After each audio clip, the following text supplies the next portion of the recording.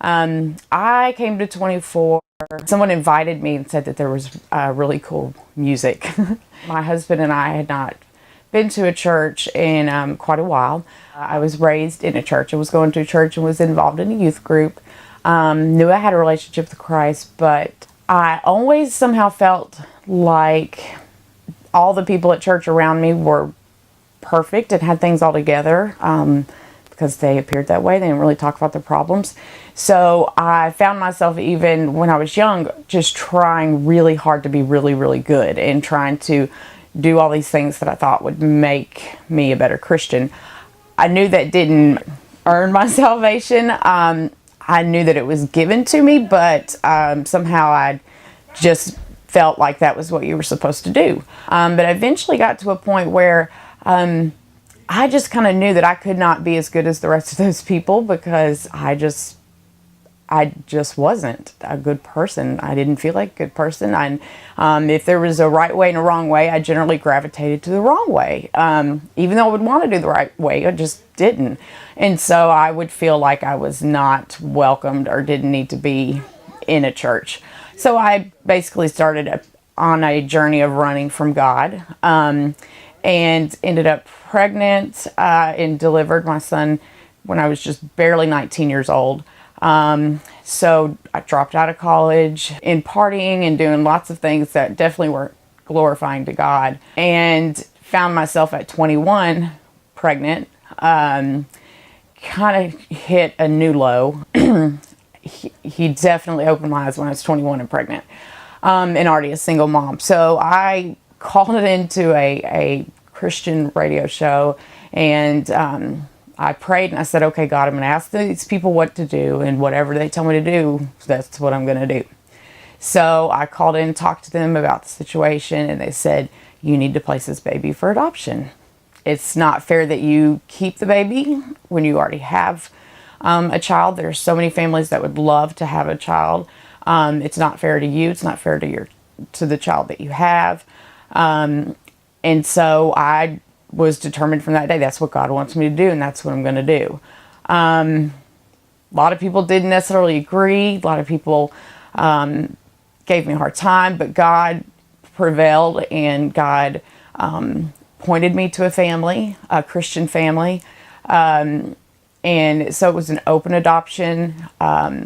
Today she is almost 13 years old. She knows she's adopted. She knows who I am. I see her on occasion, and she loves Jesus with all her heart, and she knows that she is a child of God, and I could not ask for anything more than that. Shortly after I placed her for adoption, I met my husband, and he adopted my son. To me, I felt like that was God's blessing for my obedience. Probably the first time I was really obedient to something that he was calling me to do, because I was scared to death about the adoption, scared I would never get over it, or scared I would be miserable. But I just knew I had to do that. It's sometimes hard not to have a daughter. Obviously, you can't replace one with another, but even coming here and being part of this church, in this community, I'm a small group leader for 8th grade girls, but been with them since they were in the 6th grade, and there's started out maybe 3 or 4 of them, and now they're sometimes 12 and 15.